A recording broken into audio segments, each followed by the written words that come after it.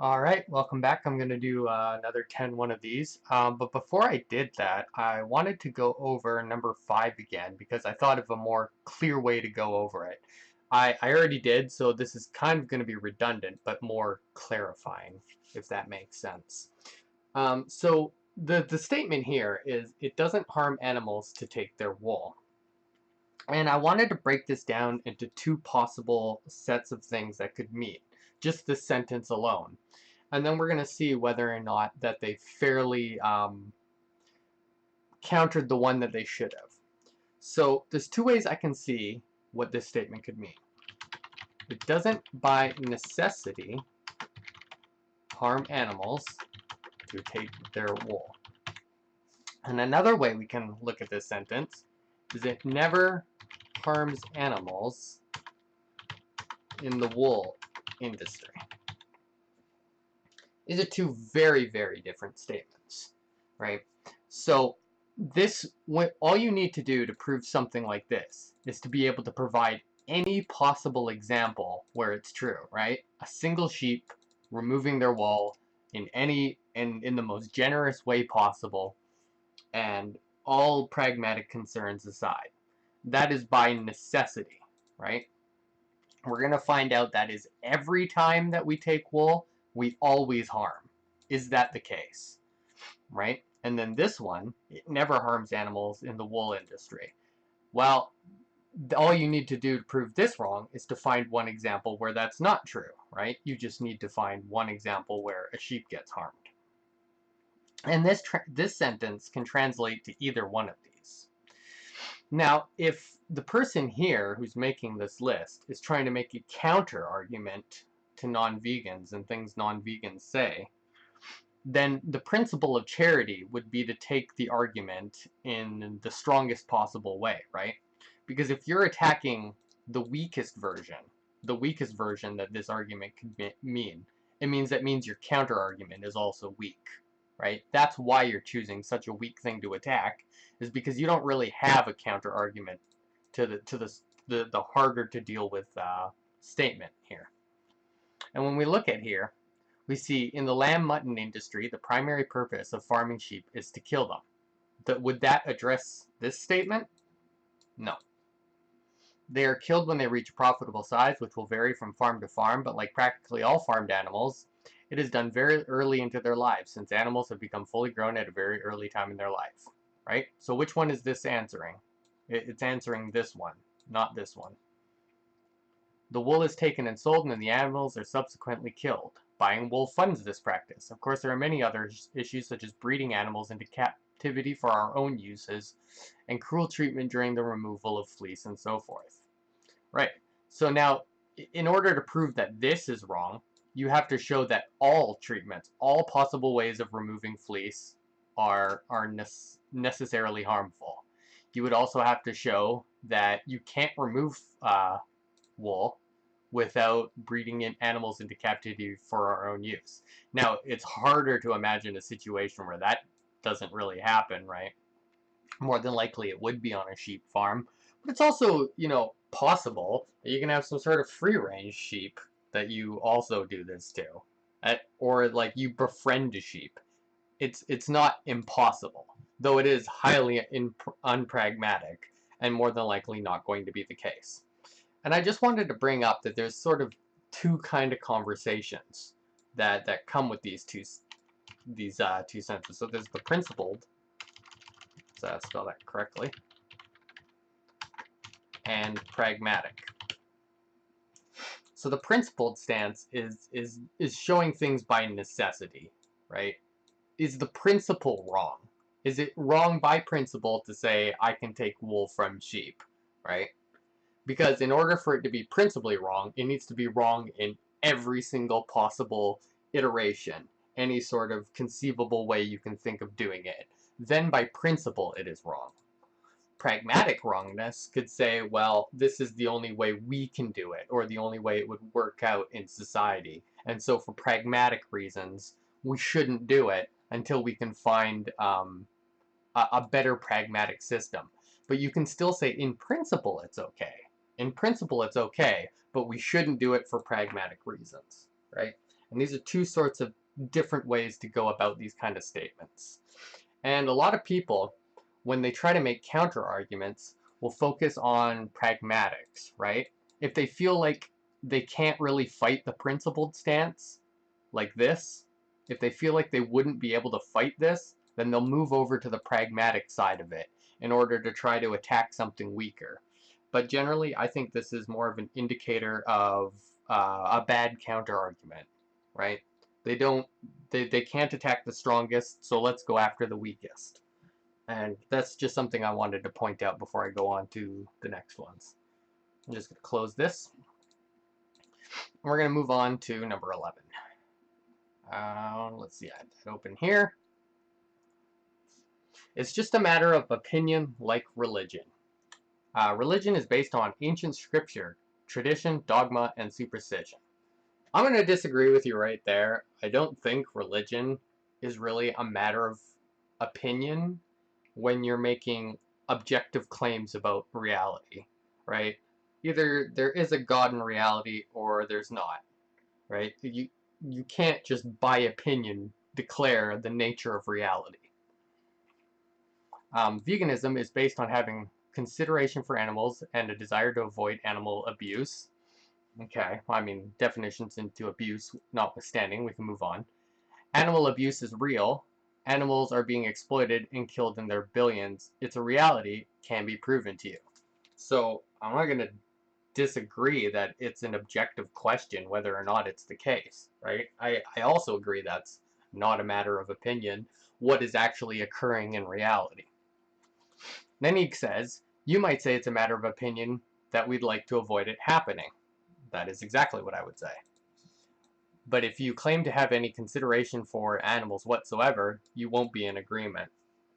And this is where we're going to just go back to the first criticism, is that I don't think it's necessarily wrong to kill animals, and I don't think that has been proven to be wrong. So it's not the case that if you have, and look at this wording too, right? If you claim to have any consideration for animals whatsoever. So are you saying that any amount of consideration automatically means you can't, kill them for food? Why is it that I can make a distinction between kicking and beating a pig with a pipe and killing it for food? I seem to be able to make that distinction. So I don't think this claim is at all substantiated. So this is just your opinion that one thing entails the other. I think it clearly doesn't. It's just a matter of culture/social norms.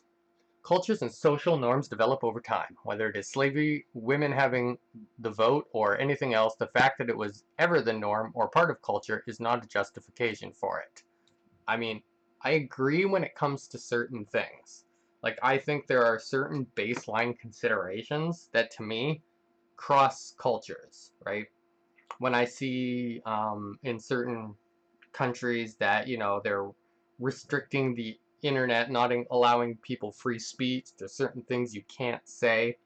I have no problem with being like, I don't care that it's your culture. Sharia law is not a good thing. It's very harmful to women. But then there's other certain things where I think it's perfectly fine to have social norms, right? It's like burning their particular flag, might be a wrong there, or certain gestures, or certain ways that you are rude in their country. And there's nothing wrong with respecting that. So to say that it's like this dichotomy where either you're accepting all cultural norms or you're against all cultural norms, I think is just a false dichotomy. There is room for cultural relativism, and there is room for just taking principled stances that are global. If you think that culture is a justification, then if you look at other cultures, you must advocate every single practice that they do, regardless of clearly how unethical it is. See, this is just what I'm absolutely against. You don't have to do that. There's no reason to. There's certain things you can notice that are just personally bothersome to you and your culture, but otherwise, if you don't have that sort of attachment, would be fine to do. And there's other certain things you could say, well, I don't really care how you think about it, I'm against it. There's no reason that you have to sign off on every single thing. And unless they make an argument that there's a reason that you would have to, I'm just of the opinion that I disagree. That's not a rational point of view. You should be able to form a view on practice regardless of where it happens. So if you say that killing dogs is unacceptable because your culture says so, but you think that it's fine if other cultures do it, consider the following. If someone is about to kill your dog in your culture, would you really say, excuse me, can you please cross the border to that other culture where that kind of thing is the norm? Then I will stop caring about the dog. No, because it's your dog, right? It, it, Well, wait, does it say that? If somebody kill... Okay, no, I thought it said your dog. Okay.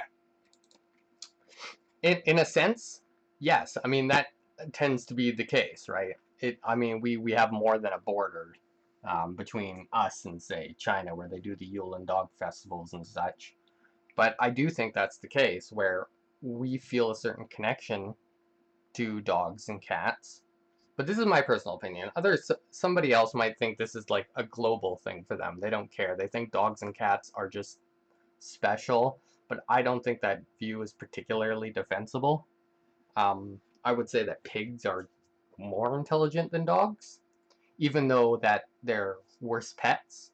You know, they are more intelligent. They can do more kind of problem solving, but dogs tend to be better pets, and pigs are obviously better food than dogs. But either way, you can tell by the way that I'm talking about it, these are just relationships to humans, right? The relationship from a pig to human is one of, you know, food. It's of what they provide. Where a relationship from a dog is, you know, the things that they do for us. They protect our homes. Um, you know, we have guard dogs, police dogs, blind walking dogs. We have a lot of dogs that have a lot of functions and integratability with humans that I don't think pigs are really capable of. But that's not something I would force another culture to have that relationship. We have that relationship. So it's not like, in a sense, yes, if you take it across the border, I will stop caring about that dog as long as I don't have to form that sort of relationship with that dog. That's my view towards it. This is about the victim. It doesn't matter where it happens. Okay, well, whatever. Our ancestors did it. If you live in modern society and you're reading this on the internet, clearly you must acknowledge that you do not live like your ancestors. Your ancestors did many things that you avoid, and you do plenty of things that they never did. Times have changed. We can choose to live non-violently and avoid harming those that pose no threats to us. I do think our ancestors did it would be a very poor response, right? Again, I don't buy that I need a justification to begin with because I don't think it's wrong. But if you were trying to give a justification and this was one of them, it's pretty bad. We've got canine teeth. Even if we had massive fangs, it wouldn't justify killing animals for the enjoyment of eating their dead bodies. It is proven time and time again that we can live on a plant-based diet in great health, so the shape of our teeth puts us under no obligation to kill. Just so everybody knows, I'm under the impression that you can eat a plant-based diet and be healthy. I'm not 100% sold on the idea, but I know there's like a lot of people doing it wrong and then they leave veganism, but I don't know if that's the fault of veganism or those particular vegans, and I have no way of like figuring that out. But then you also have large groups of dietetics saying it's fine, so that tends to be just, I'll accept that for now. But if we look at this argument more closely, first, there are animals with far bigger canines than us who eat a plant-based diet, like primates and rhinos and so forth. Secondly, our canines are only named that way because of their position and biological classification in our jaw. They have no similarity at all with true canines, which actual carnivores have like lions. They are of no use in biting through raw animal hide, especially not that of a living creature. I kind of feel that for this argument, you might as well just say this, right? Giving me all this history, if you're going to say it doesn't matter even if we had them, but then continue to make an argument about them, this is all just secondary. I don't care. I think it's a bad argument if you were using this argument. Um, if it was wrong, would this be a justification? Not really, but I don't buy that as wrong. Obviously, you're going to hear me say that, like, to every single argument. But if this is a justification that you were trying to use, then I also think it's pretty bad, because it wouldn't stop you from being able to eat a plant-based diet. Lions do it. Wild animals kill to survive. That's not the only reason animals kill. Alright, some animals are jackasses. I've watched house cats bat around mice and other animals for fun. They must kill to eat, otherwise they would die. Whether they kill and also I want to say that this isn't necessarily true, because there is omnivore animals out there other than humans, right? And they don't have to eat meat, but they do. So not every single animal, it's true that if they kill, they die. They don't kill, they die, I mean. Whether they kill on instinct or aware of their predicament is irrelevant. We are not in their situation. Again, that's fine. If you live in modern society and have access to crops, vegetables, fruits, grains, then you have no obligation or need for animal products. Also, lions exhibit all kinds of behaviors that you seek to avoid, for instance, violent territorial disputes. A male lion will kill the cubs of a female he wishes to mate with because she won't mate while he has cubs around. Lions are not good ethical role models. Yeah, I mean, that's all fine. I'm not going to really disagree with any of that, other than just my usual response. Circle of life. I'm not really sure what this means, but I will try to cover it. If the suggestion is that you live, you die, therefore killing is fine, then this would justify killing companion animals and also humans. If the suggestion is we kill an animal so that we can live, then this is false. Animals are killed for the enjoyment of eating their dead bodies. It's not a matter of survival, as proven by the hundreds of millions of vegans in the world. So I like the writing style on this one more, because it's not just saying this is wrong. This is just information, right? So it's like, if you're saying this, well, it's not necessarily true, which is fine. I'm not going to disagree with that. 16b, it's natural. It is untrue that you only do things you consider to be natural. You use the internet, you presumably use a car or a bus or a plane, and so on, right? And I agree. But this was so funny when we were talking about the honey, their natural food, or that disrupting their farm was unnatural. Yeah, right. Opening them up is highly unnatural. So I don't know why they used a naturalistic argument and then argued against naturalistic arguments. You use modern technology and do various other things that cannot be called natural. I really hate the word natural. I don't really know what it means, right? If we're like, you can talk about the natural world distinction, in which case everything we do is natural, and then you can talk about the man-made distinction. But is the man-made distinction fair, right? Isn't our natural tendencies to invent tools? That seems to be the natural advantage that we as humans have in this world. But that's fine, right? Because this argument is countering against somebody who's saying it's natural as a counter argument. So I'm not really going to disagree with what they're putting up. Likewise, there are things that are natural that you avoid. Nature is pretty cruel, and we actually live life in modern society trying to avoid the perils of nature. You might argue that anything is natural which humans are capable of. I just did that. But if you argue that, then the justification, it's natural, would apply to literally any human behavior, and as such is ridiculous, since you would not say that any human behavior is justified just because a human did it. Which is fine, right? I have nothing against anything written here. God put us here for us to kill. Bible says so. Alright, so I think, as an atheist who's debated religion for a long time, I'm not going to disagree that I don't really care what the Bible says. But for somebody who does care what it says, let's see what they say. Regardless of what it says in the Bible, you are not obligated to kill animals as part of your religion. Well, if they believe the Bible, then yes, it is. Nobody would argue that the Christian God would send you to hell if you are vegan, surely. I don't know. Maybe they would. if they're under that belief, are you here to prove them wrong? There isn't a quota for how many animals you have to kill per day, so religion isn't a factor here. Well, if the religion asks you to kill any amount of animals at any time, and you feel obligated to do it, then you wouldn't be vegan, right? So if you want to put up a counter argument, you have to counter the idea of religion just, not being worth belief. I have no problem the fact that they didn't, because that's a really long argument. It's something that's not going to get summed up in a paragraph. It's been happening for hundreds of years. The amount of time that something has been happening is not at all linked with how harmful it is to the victims. Indeed, the fact that it has been going on for so long just underlines how harmful it has been, because the death toll is so high that it will never be calculated and has been entirely unnecessary since we were able to harvest crops successfully.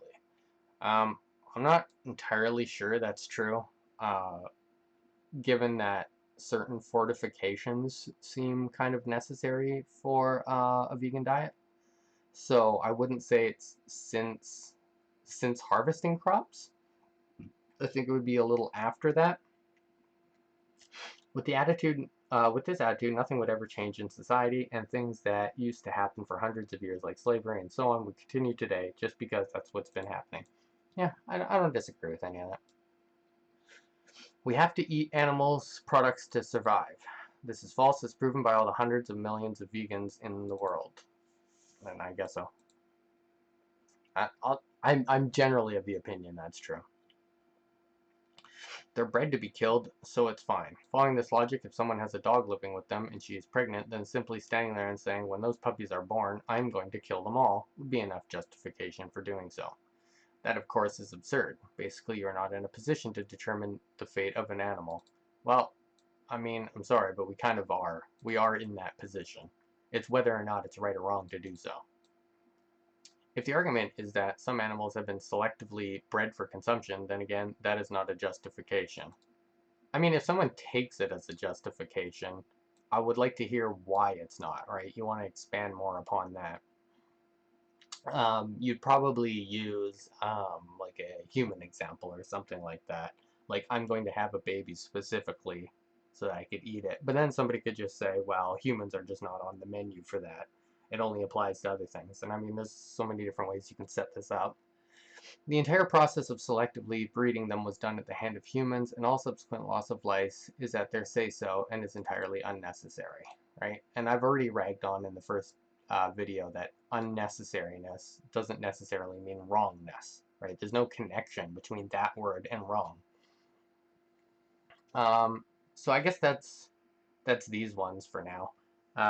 A lot of them I didn't really disagree with. I do think, this one and this one and this one and this one, they're all pretty bad arguments.